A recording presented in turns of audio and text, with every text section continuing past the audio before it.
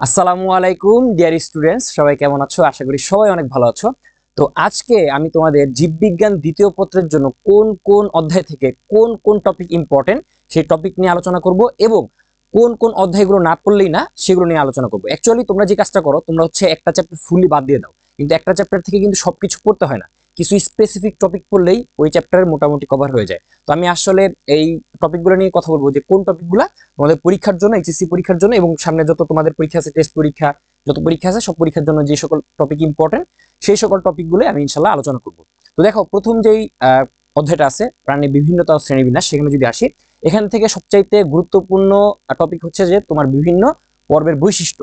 যদি বলি যে কোন কোন পর্ব থেকে সবচাইতে বেশি প্রশ্ন আসে, একটা হলো কি যে তোমার 9টা পর্ব থেকে তুমি পড়ে ফেলতেছো, ঠিক আছে, বা ভার্টিব্রাটার মধ্যে যা আছে সবগুলো তুমি পড়তেছো, এটা তো তোমার বেশি হচ্ছে। তুমি যদি সবগুলো পড়তে না চাও বা কোনো টপিকে যদি ভালোভাবে পড়তে চাও, এগুলো হচ্ছে বারবার প্রশ্ন আসে, তাহলে তুমি কি করবা? তুমি হচ্ছে প্লাটিহেলমিনথিস, নেমাটোডা, অ্যানলিডা, আর্থ্রোপোডা, কন্ড্রিকথিস আর অ্যাক্টিনোপটেরিজি, এই যে আমাদের এখানে 6টা পর্ব আছে, জাস্ট 6টা পর্ব খুব ভালোভাবে পড়বা। এইখান থেকে কি মোটামুটি তুমি বেশিরভাগ কমন পেয়ে যাবা। এরপরেও যদি তোমার মনে হয় যে না, আমি সেফ জোনে থাকতে চাই, তাহলে অবশ্যই মলাস্কা, এইডস, হ্যাঁ, তারপর হচ্ছে রেপটিলিয়া, বা তুমি বলতে পারো যে যেটা আছে যে তোমার মলাস্কা, উভচর, পক্ষীকুল বা সরীসৃপ। সরীসৃপটা এখানে লিখে নেই, সরীসৃপটা একটু দেখে নিতে পারো, সরীসৃপ থেকেও মাঝে মধ্যে আসে, সরীসৃপ রেপটিলিয়া থেকে আসে। তো এই যে তোমার পর্বগুলো আছে, এই পর্বগুলো থেকে কিন্তু মাঝে মধ্যে প্রশ্ন আসে। তো এই যে তোমার 6টা পর্ব, এই 6টা পর্ব হচ্ছে মাস্ট, না পড়লেই না, মানে এই অধ্যায় থেকে যদি তুমি কিছু নাও পড়ো, অবশ্যই এই 6টা টপিক থেকে পড়ে যাবা। আর এই 6টা টপিক থেকে যদি তুমি পড়ো, শুধুমাত্র তোমার সিকিউ না, এমসিকিউতেও ইনশাল্লাহ দেখবা তোমার কমন চলে আসছে। এরপরে যেটা পড়বা যে কোঅর্ডিনেটর বৈশিষ্ট্য এবং প্রকারভেদ, ঠিক আছে, এটাও খুবই ইম্পর্টেন্ট। যে কোঅর্ডিনেটর বৈশিষ্ট্য যদি তুমি পড়ো, নন কোঅর্ডিনেটর অটো পারবা, কারণ কি কোঅর্ডিনেটর বিপরীত গুলো কি নন কোঅর্ডিনেটর। আচ্ছা, আর এমসিকিউ এর জন্য খুব একটা আসে না, মাঝে মধ্যে ক্ষয় আসে, ঠিক আছে, ক্ষয়ে চলে আসে যে সিলম, ঠিক আছে, বিভিন্ন ধরনের সিলম থেকে কিন্তু প্রশ্ন আসে। গ হয়ে আসতে পারে, কিন্তু সম্ভাবনা খুবই কম। মেইনলি এমসিকিউ আর হচ্ছে ক্ষয়ে কয়ে আসতে পারে যে সিলম এবং প্রতিসম থেকে প্রশ্ন আসতে পারে। তো অলরেডি এটার ক্লাস কিন্তু হয়ে গেছে, তোমরা চাইলে ক্লাসটা করে নিতে পারো, আমার চ্যানেলে আছে, তোমরা চাইলে ক্লাসটা করে নিতে পারো। তো আমি যদি বলি, সামারি বলি, এই 6টা টপিক খুব ভালোভাবে পড়বা। আচ্ছা, এরপরে যদি আসি যে জীববিজ্ঞান দ্বিতীয় পত্রের যে দ্বিতীয় অধ্যায় প্রাণীর পরিচিতি, প্রাণীর পরিচিতি থেকে তুমি কি পড়বা? প্রথম হচ্ছে হাইড্রা, হাইড্রা থেকে তুমি কি পড়বা? সবচেয়ে ইম্পর্টেন্ট হচ্ছে হাইড্রা হচ্ছে নিউরোব্লাস্ট বা নেমাটোসিস্টের যে গঠন এবং এটার কাজ। আমরা জানি যে 4 ধরনের নেমাটোসিস্ট আছে, 4 ধরনের নেমাটোসিস্ট 4 ধরনের কাজ করে, ঠিক আছে। প্রথম দুইটা 2 ধরনের করে, লাস্টের দুইটা প্রায় একই রকম কাজ করে, ঠিক আছে। তো এই যে এগুলার যে গঠন এবং কাজ, এটা একটু দেখবা। যে হাইড্রার মিথোজীবিতা, হাইড্রা হচ্ছে জুক্লোরেলার সাথে কি করে, মিথোজীবিতা প্রদর্শন করে, ঠিক আছে, এটা একটু দেখবা। আর হচ্ছে হাইড্রার চলন, লুপিং, সমারসল্টিং, এগুলো হচ্ছে খুব ভালোভাবে দেখবা। এই দুইটা পড়লেই হবে, যে লুপিং আর সমারসল্টিং, লুপিং প্লাস হচ্ছে সমারসল্টিং, এই দুইটা পড়লে এখান থেকে চলে আসবে সমারসল্টিং। আর এই দুইটা পড়লে কি, এই দুইটার তোমাকে যদি আসে যে পার্থক্য লেখো, একই জিনিস, তুমি যদি বৈশিষ্ট্য পারো পার্থক্য কি এমনি লিখতে পারবা।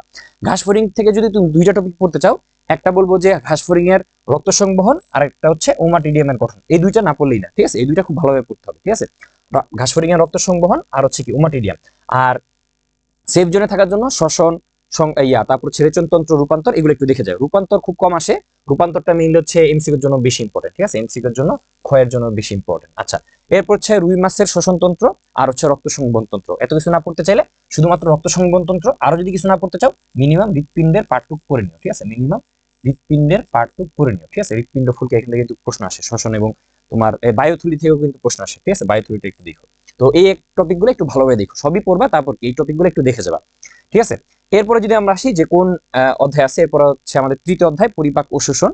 এই পরিপাক ও শোষণ থেকে কিন্তু অনেক বড় একটা অধ্যায়, প্রশ্ন আসে স্পেসিফিক জায়গা থেকে, প্রশ্ন আসবে একদম স্পেসিফিক জায়গা থেকে। যেমন হচ্ছে মুখ গহ্বরে বিপাক যেটা আছে, আমরা জানি মুখ গহ্বরে শুধুমাত্র শর্করার বিভাগটা হয়ে থাকে, একদম জাস্ট 2 লাইনে কিন্তু তোমার পড়াটা শেষ হয়ে যাচ্ছে, ঠিক আছে। তুমি জাস্ট 2 ভাগে এখানে যখন লিখবা, আনসার গুলো লিখবা 2 ভাগে লিখবা, একটা হচ্ছে যান্ত্রিক পরিপাক, যান্ত্রিক পরিপাক, আর একটা কি রাসায়নিক পরিপাক, ঠিক আছে। সবসময় এই দুইটা হেডলাইন দিয়ে রাখবে, ঠিক আছে। যান্ত্রিক পরিপাক কি, মুখ গহ্বরে, মুখ গহ্বরে যে আমরা চাবাচ্ছি, এটা কি যান্ত্রিক পরিপাক, লালার সাথে মিশতেছে চাবাচ্ছি, এটা কি যান্ত্রিক পরিপাক। রাসায়নিক পরিপাক কি, যে শর্করা উপর কি কাজ করতেছে, স্যালাইভারি এমএলএস, এটা কি করতেছে, মল্টোজে রূপান্তর করতেছে, মল্টোজকে মল্টেজ ভেঙে কি শর্করাতে তোমার একদম গ্লুকোজ যেটা আছে গ্লুকোজে পরিণত করতেছে, এটাই কি আমাদের পড়া কিন্তু শেষ হয়ে গেছে। ঠিক সেম ভাবে তুমি হচ্ছে পাকস্থলী দেখবা, একদম পাকস্থলীতে শুধুমাত্র কি হয় যে প্রোটিনের পরিপাক হয়। এছাড়া তোমার ফ্যাটের যে লিপিড, তোমার কি বলে যে বাটারের যে লিপিড, বাটারের লিপিডটা হচ্ছে মাঝে মধ্যে পরিপাক হয়। এরপরে যেটা পড়বা যে ক্ষুদ্রান্ত্র এবং অগ্নাশয়ের বিভাগ, এটা হচ্ছে তোমাদের বই একটা ছক আছে, একটা ছক পড়লেই কিন্তু হয়ে যায়। এই যে তোমার পুরা অধ্যায় একটা ছকে পড়লেই তোমাদের দেখবা যে বই একটা কিন্তু ছক আছে, যে কোন জায়গায় কি ধরনের বিভাগ হয়, কোন এনজাইম কাজ করে, একটা ছক আছে। ছকটা থেকে একটা পৃষ্ঠা পড়লেই কি পুরো অধ্যায় শেষ হয়ে যায়। তোমরা কি করো, পুরা বই পড়ো, পুরা বই পড়ে লাস্টে কিছুই পারো না, তোমরা কি করবা, বইয়ের যে ছকটা পড়বা। আমি হচ্ছে ক্লাসে দেখাই দিছিলাম, যারা হচ্ছে ক্লাসটা করছো, যে একটা ছক পড়লে কি পুরা সবকিছু হয়ে যায়। আচ্ছা, লাস্টে কি আছে, যকৃতের যে বিপাকীয় কাজগুলো আছে, তারপর হচ্ছে সঞ্চয়ী যে ভূমিকা, এগুলো একটু দেখবে, ঠিক আছে, কিভাবে লোহিত রক্তকণিকা ভাঙতেছে, এগুলো একটু দেখো, তাই কি এখান থেকে তোমার সবকিছু কমন চলে আসবে। আচ্ছা, এরপর দেখো যে সবচেয়ে ইম্পর্টেন্ট একটা অধ্যায়, যেটা না পড়লেই না, সেটা হচ্ছে কি রক্ত ও সংবহন। তো রক্ত ও সংবহন থেকে অবশ্যই তোমরা 9-10 থেকে পড়তেছো যে হৃৎপিণ্ডের গঠন, এটা হচ্ছে 9-10 ইম্পর্টেন্ট, তোমাদের এইচএসসির জন্য ইম্পর্টেন্ট। তারপর হচ্ছে মায়োজেনিক নিয়ন্ত্রণ এবং পেসমেকার। মায়োজেনিক নিয়ন্ত্রণ মানে কি, এসএ নোড, এভি নোড, ঠিক আছে, এই যে এগুলোর যে নিয়ন্ত্রণ, এটা হচ্ছে মায়োজেনিক নিয়ন্ত্রণ। এবং এর সাথে সাথে কি, যদি কোনো কারণে যে এসএ নোড, এভি নোড কাজ না করে, তখন কি আমরা কৃত্রিম পেসমেকার লাগাই, ঠিক আছে। পেসমেকারের গঠনটা একটু দেখবা, ঠিক আছে, কতদিন এটার ব্যাটারি চার্জ থাকে, কাদেরকে দিতে হয়, এগুলো একটু দেখবা। তারপর হচ্ছে রক্ত সংবহন প্রক্রিয়া। আমরা কি জানি, আমাদের বডিতে 4 ধরনের সংবহন প্রক্রিয়া আছে, প্রত্যেকটা একটু ভালোভাবে দেখবা। তারপরে কি আছে যে হৃদরোগ। আমরা জানি যে আমাদের বই হচ্ছে এনজাইনের সম্পর্কে কথা বলা আছে। তারপরে কি আছে যে হার্ট অ্যাটাক আর হচ্ছে হার্ট ফেইলিউর, এই 3টা জিনিসই কিন্তু মেইনলি আছে। এছাড়া আছে তোমার হার্টের বাইপাস সার্জারি, ওগুলো খুব একটা লাগে না। মেইনলি হচ্ছে হৃদরোগ যেগুলো আছে, এগুলো দেখলেই হয়, ঠিক আছে। আর হচ্ছে এনজিওপ্লাস্টিটা একটু দেখো, ঠিক আছে, এনজিওপ্লাস্টি, হৃদরোগ আর হচ্ছে এনজিওপ্লাস্টি, ঠিক আছে, 4 ধরনের যে এনজিওপ্লাস্টি, এটা একটু দেখো, এনজিওপ্লাস্টি, এগুলো দেখলে গ্যাস করে হয়ে যাবে। আর শ্বেত রক্তকণিকা থেকে খুব কম কোশ্চেন আসে, ক্ষয় টয়ে দিলে দিতে পারে, হয়ে আসার চান্স খুবই কম। তাহলে আমি যদি বলি যে কোনগুলো না পড়লেই না, হৃৎপিণ্ডের গঠন দেখবা, মায়াজেরিক নিয়ন্ত্রণ দেখবা, সংবহন প্রক্রিয়াটা তো জাস্ট এক লাইনে পড়া, সবগুলো হচ্ছে কি একটা লাইন। যদি তুমি এখানে কি 4 ধরনের প্রক্রিয়া আছে, 4 ধরনের প্রক্রিয়ার জন্য 4টা লাইন পড়বা, বই থেকে 4টা লাইন পড়লে কি শেষ হয়ে যাবে একদম, মানে হেডেক নেওয়া যাবে না, ঠিক আছে। পড়াগুলোকে ছোট করে গুছায় আনতে হবে। তুমি যদি বেশি পড়তে যাও, তুমি কি, আমরা যেটা করি যে আমরা হচ্ছে বইয়ের শুরু থেকে পড়া শুরু করি, লাস্ট পর্যন্ত পড়তে চাই, শেষে কি কোনোটাই পড়া হয় না। কিন্তু আমরা মানে একটু যদি রিসার্চ করি বা একটু যদি ক্লাস দেখি, তখন কিন্তু আমি বলেই দিই যে এই পুরা পড়াটা কি, এই একটা লাইনে চলে আসছে, এই লাইনটা বুঝো, এই লাইনটা পড়া ট্রাই করো, এই লাইনটা মনে রাখার ট্রাই করো, এই লাইনটা একবার নিজের খাতায় লেখো, নোট হয়ে গেল, পড়া হয়ে গেল, সবই হয়ে গেল। আচ্ছা, এরপরে যদি বলি যে পরের অধ্যায় শ্বসন ও শ্বাসক্রিয়া, একদম ছোট্ট একটা অধ্যায় এবং টপিক এখানে নাই, জাস্ট 2টা টপিক থেকে বারবার কোশ্চেন আসে। সেই 2টা টপিক কি কি, যে ফুসফুস এবং অ্যালভিওলাসের গঠন, একদম ইজি। আমরা জানি যে ফুসফুস, ডান ফুসফুস 2 খণ্ড, হ্যাঁ, বা 2 লোব, আর 3 লোব, আর বাম ফুসফুস 2 লোবে বিভক্ত। এরপরে কি আছে যে 8টা এবং কি 10টা করে তোমার সেগমেন্ট আছে। তারপরে এগুলা পরবর্তীতে আবার লোবিলে ভাগ হয়। অ্যালভিওলাসের গঠন, অ্যালভিওলাসে 3 ধরনের কোষ আছে, একদম সিম্পল পড়া। এগুলার হচ্ছে গঠন এবং কাজ পড়বা, গঠন এবং কাজ একদম সিম্পল পড়া, ঠিক আছে। এগুলো হচ্ছে একটু কম আসার চান্স আছে, তবে এইটা না পড়েই যাওয়া যাবে না, ঠিক আছে, এটা না পড়ে যাওয়াই যাবে না। অক্সিজেন এবং কার্বন ডাইঅক্সাইডের পরিবহন, এটা হচ্ছে সুপার ডুপার ইম্পর্টেন্ট। যে এই অধ্যায় থেকে, মানে দেখো একটা অধ্যায় থেকে কিন্তু সবকিছু পড়া লাগতেছে না। তোমরা যেটা করো যে একটা অধ্যায় থেকে তোমরা দেখো যে একটা অধ্যায় অনেক বড়, তোমরা কি পুরো অধ্যায়টাই পড়ো না। তখন কি হয়, এগুলা এই যে টপিকগুলো, এই টপিকগুলো যে শুধুমাত্র সিকিউর জন্য ইম্পর্টেন্ট তা না, এগুলো থেকে এমসিকিউ আসবে। যখন তুমি এই টপিকটা পুরোপুরি বাদ দিবা, তখন সিকিউতে ধরা খাবা, এমসিকিউতে ধরা খাবা। অনেকে আমাকে জিজ্ঞেস করে যে ভাই, আমি আগে 5টা অধ্যায় বলেন, আমি 5টা অধ্যায় পড়বো। তো 5টা অধ্যায় পড়লে তো তুমি হয়তো সিকিউ মানে পার করতে পারবা, কিন্তু এমসিকিউ কিন্তু অবশ্যই ধরা খাবা। তো এই টপিকগুলো যদি পড়ো, সিকিউ এমসিকিউ ইনশাআল্লাহ সব কভার হয়ে যাবে। আচ্ছা, তাহলে এটা কি একদম সুপার ডুপার একটা ইম্পর্টেন্ট একটা টপিক। এখানে বই একটা আছে যে স্নায়বিক নিয়ন্ত্রণ। তো স্নায়বিক নিয়ন্ত্রণ থেকে বোর্ডে একবার কি 2বার প্রশ্ন আসছে, এখান থেকে খুব কম প্রশ্ন আসে। এটা নিয়ে হচ্ছে তোমরা মাথা ঘামাও, খুব কঠিন একটা প্রসেস। যতক্ষণে তুমি স্নায়বিক নিয়ন্ত্রণ পড়বা, ততক্ষণে তুমি আরো 2টা অধ্যায় পড়া শেষ করতে পারবা। তোমার কি দরকার, যেখান থেকে বারবার কোশ্চেন আসে সেগুলো এবার একটু ভালোভাবে পড়ো। তো অক্সিজেনের পরিবহন আমরা কি জানি, যে অক্সিজেন হচ্ছে 2 ভাবে পরিবাহিত হতে পারে, ঠিক আছে, আর কার্বন ডাইঅক্সাইড 3 ভাবে পরিবাহিত হতে পারে। এর মধ্যে সবচেয়ে ইম্পর্টেন্ট একটা টপিক কার্বন ডাইঅক্সাইডের মধ্যে যেটা আছে যে ক্লোরাইড শিফট মেকানিজম, একদম সহজ একটা পড়া, ক্লোরাইড শিফট মেকানিজম। এটা দেখলে কি তোমার মোটামুটি পড়াটা শেষ হয়ে যাবে, ঠিক আছে। ক্লোরাইড শিফট মেকানিজম একটু ভালোভাবে দেখে যাও, ঠিক আছে, একটু স্পেশাল সাজেশন দিয়ে দিলাম, ঠিক আছে, ক্লোরাইড শিফট মেকানিজম। আচ্ছা, এরপরে যদি বলি যে 6ষ্ঠ অধ্যায় বর্জ্য নিষ্কাশন, এখান থেকে তোমরা কি কি পড়বা, যে বর্জ্য নিষ্কাশন থেকে, এটা কিন্তু ছোট একটা অধ্যায়, এখান থেকে মেইনলি পড়তে হবে যে মূত্র তৈরির কৌশল এবং নেফ্রনের গঠন, এই 2টা পড়লেই মোটামুটি হয়ে যায়, ঠিক আছে। আর হচ্ছে হরমোনের ভূমিকা, যদি তুমি মূত্র তৈরির কৌশল এবং বৃক্কের ভূমিকা পড়ো, হরমোনের যে ভূমিকা, অ্যালডোস্টেরন, ঠিক আছে, রিনের যে ভূমিকা, এগুলো পড়তে খুব একটা সময় লাগবে না। তোমার মেইনলি পড়তে হবে কি, যে মূত্র তৈরির যে 3টা কৌশল আছে, ঠিক আছে, এই 3টা কৌশল জানলেই, এই যে 3টা কৌশল আছে, 3টা কৌশল জানলেই কি হয়ে যাবে। আমার এখানে চ্যানেলে পুরো ক্লাস দেওয়া আছে, তুমি এখান থেকে জাস্ট ওই পার্টটা দেখলেই হবে। প্রথমে দেখবো হচ্ছে নেফ্রনের গঠন, নেফ্রন কিভাবে গঠিত হয়, এটা চিত্রটা একটু দেখো, আর কি আর খুব একটা লাগবে না।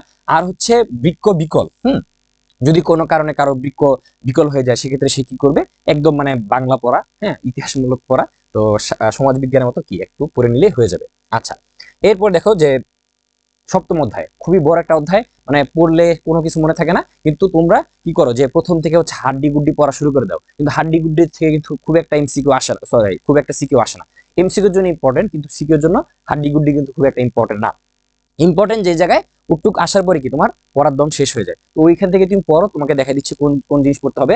যে হাড্ডি গুড্ডি থেকে একটা জিনিসই দেখবা, আদর্শ কষের করে গঠন আসে, খুব কম আসে, এটা একটু দেখে নিও, ঠিক আছে। যে এখানে হচ্ছে একটা সেন্ট্রাম থাকে বা বডি থাকে, ট্রান্সভার্স প্রসেস থাকে, স্পাইনাস প্রসেস থাকে, শেষ।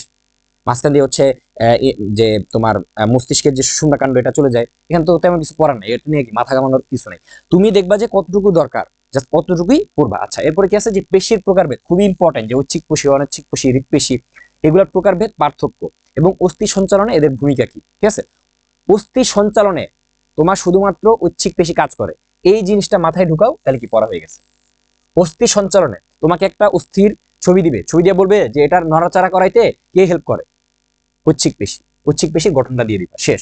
আর আসতে পারে কি এই তিন পেশির মধ্যে পার্থক্য, তিন ধরনের পেশির কথা বলবে, হ্যাঁ। তারপরে দেখা গেল যে একজন রহিম সাহেব হেঁটে যাচ্ছে, হুট করে তার কি বুকে ধরফর হচ্ছে, তখন বলবে কি যে রহিম সাহেব হাঁটার জন্য কোন মাসেল কাজ করছে, এবং তার যে বুক ধরফর করলো সেখানে কোন মাসেল কাজ করছে, হাঁটছে মানে কি ঐচ্ছিক পেশির মাধ্যমে হাঁটছে।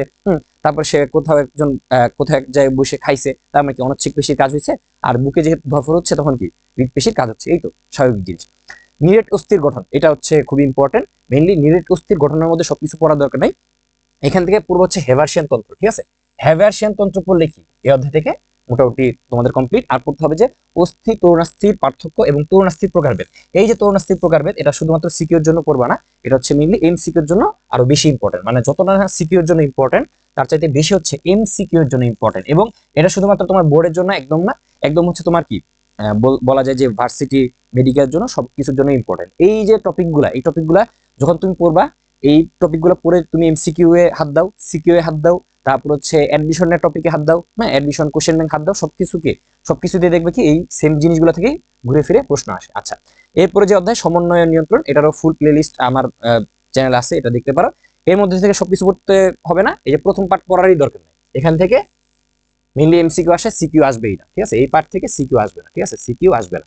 তারপর হচ্ছে সিনেপটিক ট্রান্সমিশন, এগুলো পড়ে কোনো লাভ নাই, এগুলো এমসিকিউ আসবে না, সিকিউ আসবে না। মানে তোমরা কি করো যে একদম কঠিন টপিকে হাত দাও শুরুতেই, আর কি তুমি হচ্ছে মানে গিলটি ফিল করো, কি করলাম, অধ্যায়টা শেষ করতে পারলাম না, কিন্তু অধ্যায়ের প্রশ্ন আসবে লাস্টের পার্ট থেকে, ঠিক আছে।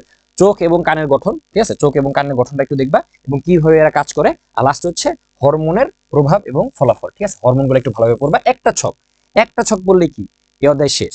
আর কান এবং চোখের গঠন একটু দেখবা, কোন পার্ট কি কাজ করতেছে এগুলো একটু দেখবা, যে পিউপিলের কাজ কি, আইরিশের কাজ কি, একটু দেখলেই এই অধ্যায় কিন্তু শেষ হয়ে যাচ্ছে। তোমরা কি করবা যে প্রথমেই কি মেইন বইটা হাত দিবা না, আগে দেখবা যে আমি তোমাদেরকে কি কি পড়তে বলছি, যেগুলো যেগুলো পড়তে বলছি তুমি শুধু ওই পার্টটাই পড়বা, ঠিক আছে। আচ্ছা, এরপর যে অধ্যায়টা সেটা হচ্ছে মানব জীবনের ধারাবাহিকতা, এখান থেকে জাস্ট পড়বা কি যে গর্ভনিরোধ পদ্ধতি, একদম লাস্টের পার্টটা, ঠিক আছে, কৃত্রিম গর্ভধারণ, আর হচ্ছে প্রজননতন্ত্রের রোগসমূহ, ঠিক আছে, সিফিলিস, গনোরিয়া আর এইচআইভি, এই তিনটা পড়লে কি হয়ে যাবে এখান থেকে, আর প্রশ্ন আসার চান্স খুবই কম। আর যেটা আসতে পারে সেটা হচ্ছে কি শুক্রাণু এবং ডিম্বাণু সৃষ্টি এবং কি তোমার নিষেধ, এগুলো তো তোমরা একদম 9-10 থেকে পড়তেছো, খুব একটা কঠিন জিনিস না, ঠিক আছে, এগুলো নিয়ে এত মাথা ঘামানোর দরকার নাই। আচ্ছা, এরপর যে অধ্যায় সেটা হচ্ছে কি মানব দেহের প্রতিরক্ষা, ঠিক আছে, এখান থেকে জাস্ট পড়বা যে প্রথম প্রতিরক্ষা স্তর এবং কি দ্বিতীয় প্রতিরক্ষা স্তর, ঠিক আছে, ত্বকের ভূমিকা আর ফ্যাগোসাইটোসিস প্রক্রিয়া কিভাবে হয়, এই দুইটা জিনিস পড়লেই কি আমাদের অধ্যায় এখানে ক্লিয়ার হয়ে যাবে। আচ্ছা, এরপর হচ্ছে কি একাদশ অধ্যায়, একাদশ অধ্যায়টা খুবই ইম্পর্টেন্ট, আর এখান থেকে তুমি যদি পারো তোমার একদম ছাক্কা মার, ঠিক আছে, যদি পারো তাহলে আনসার করতে দেবা, না পারলে কি এখান থেকে আনসার করতেই যাবে না, বিশেষ করে প্রথম ও দ্বিতীয় সূত্রের ব্যতিক্রম আসলে এটাই আসবে, ঠিক আছে, এখান থেকে প্রশ্ন আসলে এই জায়গা থেকে আসবে, আর কোনো জায়গা থেকে আসার চান্স কম। এরপরে যদি আসতে চায় সেক্ষেত্রে হচ্ছে আর্কিওপটেরিক্স থেকে মাঝে মধ্যে ক্ষয় আসে, ঠিক আছে, মাঝে মধ্যে গয়া চলে আসে, জীবন্ত জীবাশ্মে, মানে আর্কিওপটেরিক্স পড়লে সাথে সাথে কি তোমার পরে পৃষ্ঠে জীবন্ত জীবাশ্ম আছে, এটা একটু দেখে নিবা, আর ব্লাড গ্রুপটা একটু দেখে নিবা, ঠিক আছে, এগুলো হচ্ছে মেইনলি এমসিকিউর জন্য বেশি আসবে, এগুলো হচ্ছে এমসিকিউর জন্য আসবে। আর সিকিউ এমসিকিউর জন্য সবচাইতে ইম্পর্টেন্ট হচ্ছে কি প্রথম ও দ্বিতীয় সূত্রের ব্যতিক্রম যেগুলো, সমপ্রকটতা, ঠিক আছে, সহপ্রকটতা, ঠিক আছে। তারপর হচ্ছে এই যে এগুলো একটু ভালোভাবে দেখবা, ঠিক আছে, এগুলো উদাহরণগুলো দেখবা যে কিভাবে কিভাবে মিলতেছে, ঠিক আছে। 9:3:3:1 এর পরিবর্তে কেন তোমার 13:3 হচ্ছে, এগুলো একটু দেখবা, ঠিক আছে। প্রকট এপিস্টেসিস, দ্বৈত প্রচ্ছন্ন এপিস্টেসিস, এগুলো একটু দেখবা। লাস্ট হচ্ছে কি প্রাণীর আচরণ, লাস্টের অধ্যায় একদম। এখান থেকে জাস্ট তোমার করতে হবে কি যে সহজাত প্রবৃত্তি যেটা আছে এটা একটু পড়লেই হবে, ঠিক আছে। সহজাত আচরণ বা এফএপি, ফিক্সড অ্যাকশন প্যাটার্ন যেগুলো আছে এগুলো একটু পড়লেই হবে, ঠিক আছে। আর ট্যাক্সিস থেকে আসবে এমসিকিউ, ঠিক আছে। ট্যাক্সিস যেগুলো আছে এগুলো থেকে মেইনলি এমসিকিউ আসে, এটা বোর্ডেও এমসিকিউ আসবে, আবার দেখবা যে ভর্তি পরীক্ষাতেও এখান থেকে শুধুমাত্র এমসিকিউ আসে। আর বাকিগুলা তো আমরা যেটা করি যে ওই যে প্যাভলভের যে পরীক্ষা, ওই যে কুকুরের যে প্যাভলভ যে একটা পরীক্ষা করছিল কুকুরের উপর, এটাই পড়ি, কিন্তু এখান থেকে খুব কম প্রশ্ন আসে, ঠিক আছে। আর মৌমাছি সামাজিক আচরণ মাঝে মধ্যে আসতে পারে। আমি যেই টপিকগুলো বলছি তুমি যদি ভালো স্টুডেন্ট হও সবগুলা পড়বা, আর তোমার যদি ল্যাকিংস থাকে যেগুলাতে পড়তে বলছি, যেগুলাতে দাগ দিয়ে দিছি সেগুলো পড়লেই হয়ে যাবে ইনশাল্লাহ। তো আমি আর ক্লাস বড় করবো না, ইনশাল্লাহ তোমাদের খুব সুন্দরভাবে প্রস্তুতি হবে, ইনশাল্লাহ ভালো একটা রেজাল্ট করতে পারবা। তো নেক্সট কোন ভিডিও চাও সেটা অবশ্যই জানাবা। আর অবশ্যই আমাদের যে ক্লাসগুলো হচ্ছে ক্লাসগুলো ফলো করবা, আমার চ্যানেলে কিন্তু অনেকগুলো ক্লাস দেওয়া আছে সেগুলো দেখবা। আর যে কোনো সময় যে কোনো সমস্যা তোমার যদি মনে হয় যে আমার এই সমস্যা আছে, আমি সলভ করতে পারতেছি না, গাইড পড়ে বা বই পড়ে কোনো জায়গা থেকে সলিউশন পাচ্ছি না, অবশ্যই কিন্তু আমাকে নক দিবা, আমি যে কোনো সময় তোমাদের জন্য ফ্রি আছি। তো সবাই ভালো থাকো, সুস্থ থাকো, আল্লাহ হাফেজ।